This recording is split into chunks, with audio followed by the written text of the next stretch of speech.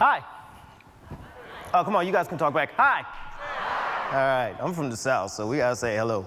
A couple years ago, somebody gave me the opportunity to make my own public radio show. How many of you guys in here listen to public radio, NPR, that type of thing? I am impressed. When it's pledge drive time, you need to remember that you clapped here.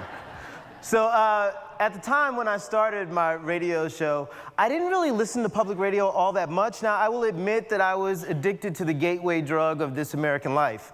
But generally, the rest of the stuff that was on public radio, I don't know, it really didn't interest me all that much because I really didn't hear myself reflected in it. But one day, I was Googling something, and the first thing that popped up was NPR's American Idol. And I thought, okay, cool, this is like a folk singing competition. Let me check it out. It was not a folk singing competition. There's nothing wrong with folk singing. I like folk singing, that's why I clicked it. Anyway, it was a competition, and they were looking for new hosts, new shows, and new ideas, and it was called the Public Radio Talent Quest. And so what the Talent Quest was, it was like about a 9-month process where 10 contestants, I think it started off at like 1,500, then it went down to 10. Crazy cut. But somehow or another, I got into that cut. And they said, you know, if you have an idea, you should apply. So I had an idea. See, early in my life, I was a flight attendant for about 10 years or so. But you know, when you're a flight attendant, the life, I know I was so young and innocent. When you're a flight attendant, though, your life consists of you fly into a place, you go to a nice hotel most of the time, unless you're staying in a really small place and not so good. But you go to a hotel, the next morning you get up, you get on a plane, you get out. But at the same time that I was a flight attendant, I was also a slam poet. And so therefore, like every chance I got when I was off, I would go and I'd perform. But the thing about flying to different places and performing there is I couldn't afford to sleep in the nice hotels. So I ended up sleeping on poets' couches and on their floors. And the one thing you should know about poets is that they are the grassroots of the grassroots. I mean, literally, you are in the dirt. And these people, like, they know everybody in the community, they know what's happening, they know, you know, what's the big issues. They are the activists, right? And so in doing that, I got to see America in this very different way. I mean, one night I'd be riding the subways in New York City with poets, then I'd be in Austin and Dallas doing poetry, I'd be in Los Angeles, all in 1 week. And every night I was sleeping on somebody's couch and really seeing the way America lives on the ground. And what was really conflicting for me is that I would see how America was lived on the ground, but whenever I cut on the TV or listened to the news, it didn't really look that way. Now, this is a little bit of a side note, but if you do a cursory glance on Google for movies that have American in the title, this is what tends to pop up. And you know, like, that wasn't the reality that I was living in. Now, all of these are pretty good movies, except for American Ninja. Although I still cannot understand how this white guy became a ninja. But that's part of the point here, is that the America that we get to see on TV, in the radio, that we read about, it tends to focus on this section of America when there's all of this other stuff going on. And so, when the contest came, I thought, like, that's an idea that I want to follow. The other thing that I got to see from sleeping on these couches was that, you know, everyday people were figuring out the problems of the day. In the news at the time, you know, this is back in 2008, so the stock market was going crazy, the housing bubble was popping, and everybody was talking about how America was falling apart. But what I was seeing is that everyday people had to figure it out. And so those were the ideas that I brought into it, is that, like, we have been concentrating on this part of the picture when there's all of this out there. And I created State of the Reunion. It was written on parchment over 200 years ago. Ideas floating in the ether. We hold these truths. All men are created equal. That they are endowed by their creator. Life, liberty, and the pursuit of happiness. Handed down from philosophers far and wide, the building blocks for this union. They called it a melting pot, a grand experiment, unlike all the other nations in the world. Give me your tired, your poor, your huddled masses yearning to breathe free across land bridges, in boats with names like the Nina, the Pinta, the Santa Maria, in the bowels of a slave ship, soon to be Americans from Europe, Asia, Africa, and beyond, and created these United States. But sometimes the melting pot gets a little hot and things fall apart. We've been wounded, divided, and lost. The dynamic of our democratic system brought into question, and then there is this. Ask not what your country can do for you. Ask what you can do for your country. This nation will rise up, live out the true meaning of its creed. Our shared humanity, the foundation upon which we build. These are the ties that bind. Through heartbreak, triumph, sadness, and joy, things fall apart. But we, the people, can bring them back together. The torch has been passed to a new generation of Americans. Thank you. Thank you. The concept of the show is simple, and that is that all around us, things are not working and we hear about the challenges of the day. But for every story, when things fall apart, there are people on the ground that are putting it back together. And so our biggest thing is that we started off just looking into communities and individuals that were working in these communities to really bring things together and push it forward. And, you know, as I say it now, like, we did the show for 7 years and it just seems like, you know, a give me. But back then, like, there wasn't a lot of what they're calling solution-based reporting happening. And that's what SOTRU dived in. One of our first episodes that we decided to do, I had a really excellent team that helped me pull all of this stuff together. And when we sat down to figure out what were the first shows that we wanted to do, one of the first things that came to mind was a gentleman by the name of Bayard Rustin. Now, Bayard Rustin was an amazing individual, and I just messed up my slides. All of these slides are the reflection of America that we really wanted to talk about. So, Bayard Rustin was an amazing individual, and at the time when we did the show on him, he had really sort of been written out of the history books. So I knew about Bayard because a friend of mine had told me, just in conversation, he said, you know, the man that taught Martin Luther King the practice of nonviolence was a gay man, and nobody ever talks about him. And someone had said that to me in a conversation years before I got to this. So when I got the show, I thought that would be an excellent way to start this series, because I really want to make a statement to the American people that there's so much going on that we don't think and hear about. And so we dived into the life of Bayard Rustin, and exactly that. Bayard was the man that taught Martin Luther King the practice of nonviolence. The first time he met Martin Luther King, it was during the bus boycott, and he went to Martin Luther King's house, and he actually almost sat on a shotgun that was on the table, that was on a chair. And he had to tell Martin Luther King at that point, like, you have to get rid of all the guns. You can't have anybody around you protecting you with a gun, because if guns are there, when the scene gets hot, guns will be used. So in order for nonviolence to work, you have to commit. And I like to think at that point when Bayard taught Martin that, the universe exhaled, and we live in the America we live in today.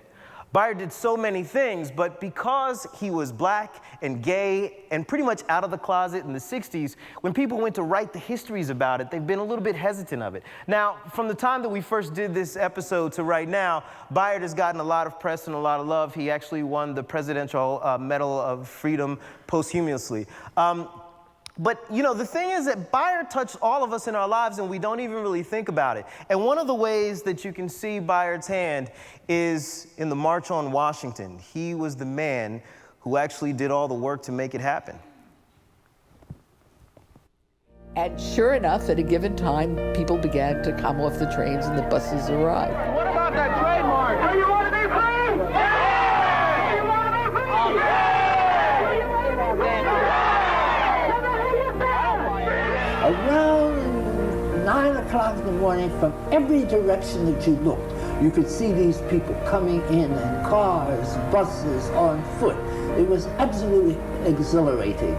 It was mostly exhilarating because the crowd was about 50-50 black and white. And the place filled up so rapidly. I saw people marching, from, I guess, the train station or wherever the buses were, marching, I don't know, 100 deep or whatever, but each group, they were marching under banners.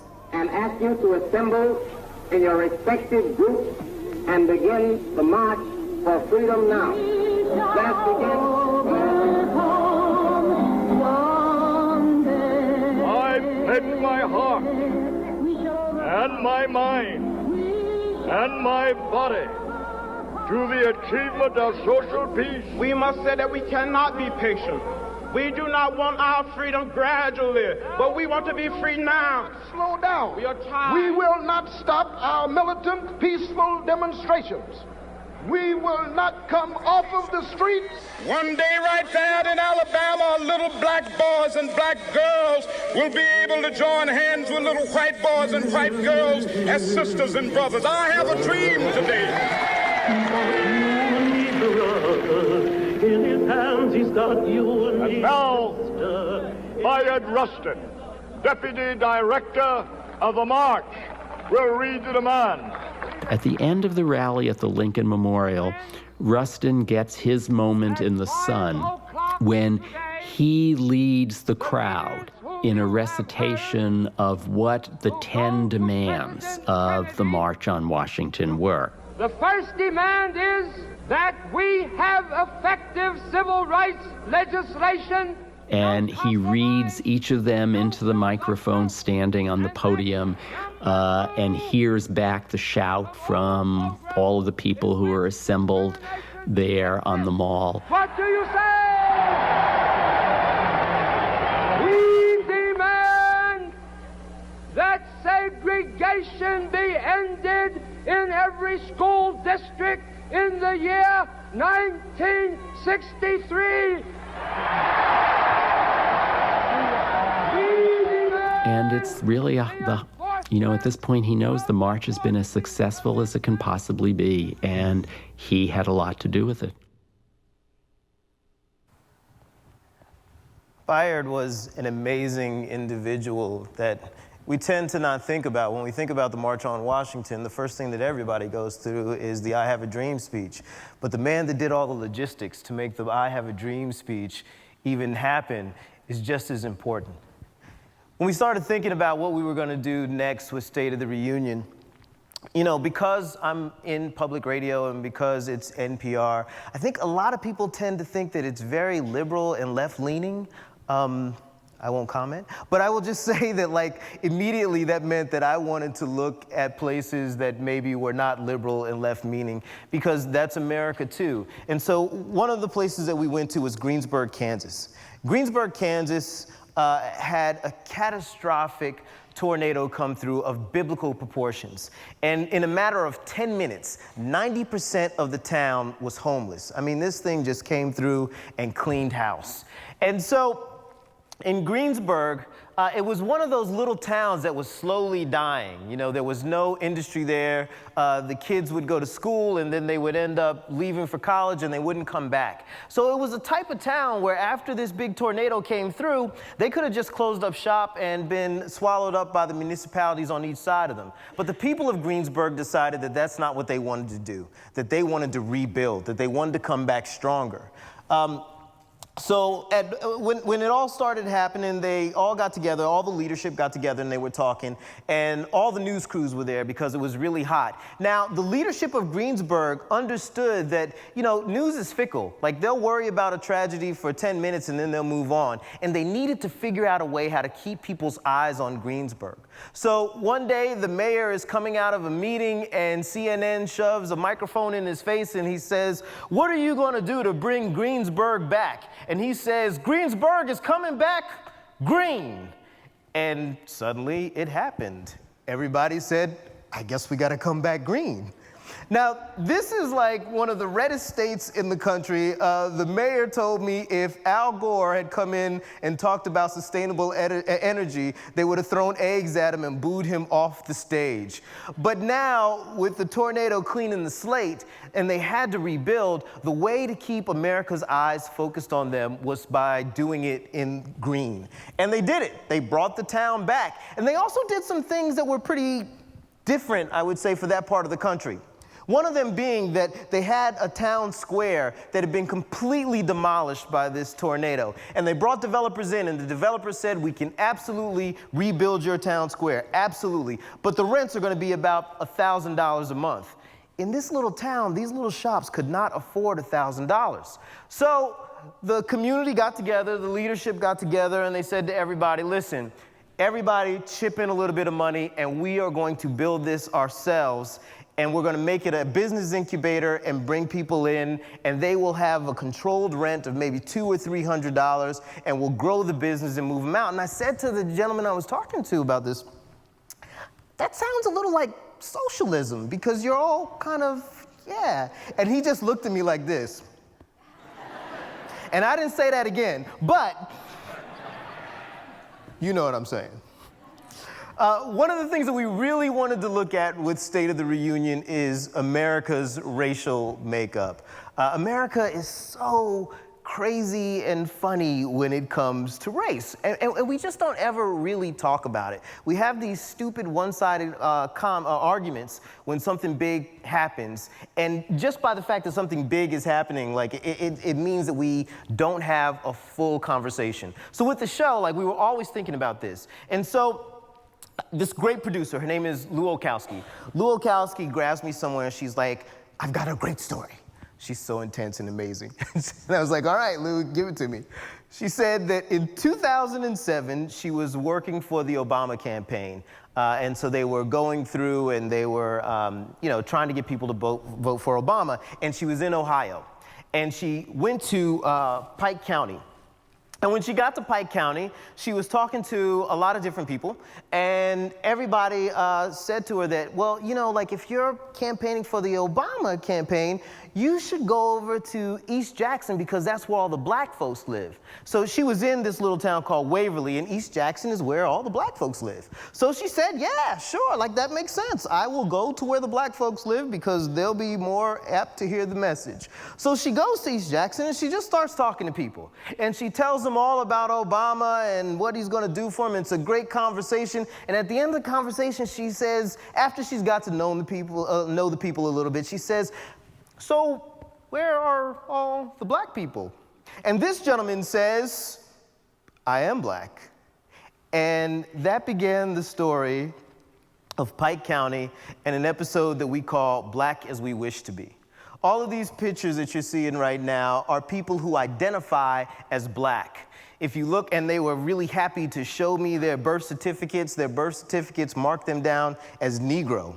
But this man's son actually took a DNA test. It's in the episode. And it came back that he doesn't have a whole lot of black blood in him. Actually, he has more German blood than anything else. And because of the racial politics of the day, the people that live in East Jackson were automatically labeled as black. Basically, like, East Jackson to Waverly was the poorer community where, you know, maybe at one point there were some black people living there, maybe. But because they were the unwanteds, they got labeled as Negro or black.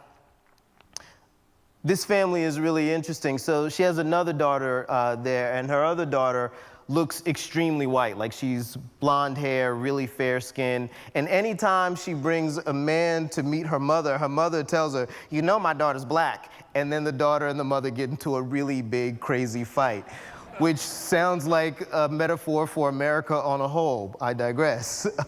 But Pike County was a really interesting place, and in the time that we did State of the Reunion, we went all over the country. I mean, there's only one state that we did not get to, which was North Dakota, but we did go to Hawaii and Alaska. I actually went to Hawaii and Alaska in the same day. I woke up and it was 70 degrees. I went to bed and it was below 20.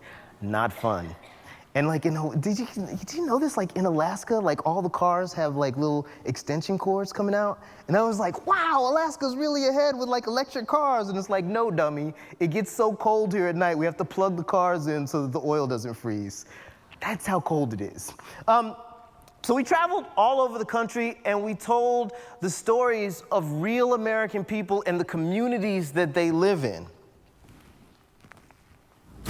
No hot diving, no back flipping, no belly bumping. In the Bronx, Bronx people make something out of nothing.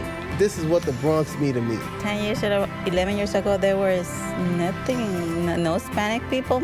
I mean, if you saw one, like you were happy like that. There's a lot of people that don't like Wyoming, and I think that's great. Keeps them out of here. Every time I pray, I will be in an English service, but I repeat the prayers in Swahili. We welcome you to this land, and that this land is Indian.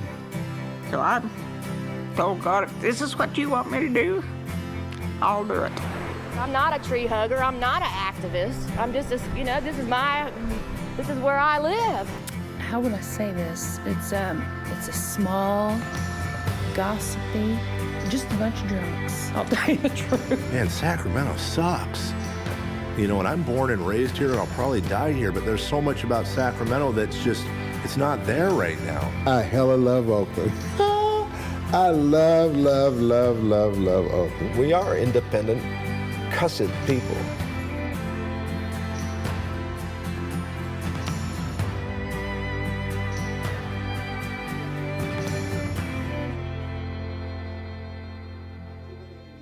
Peabody this year, we closed up shop with State of the Reunion.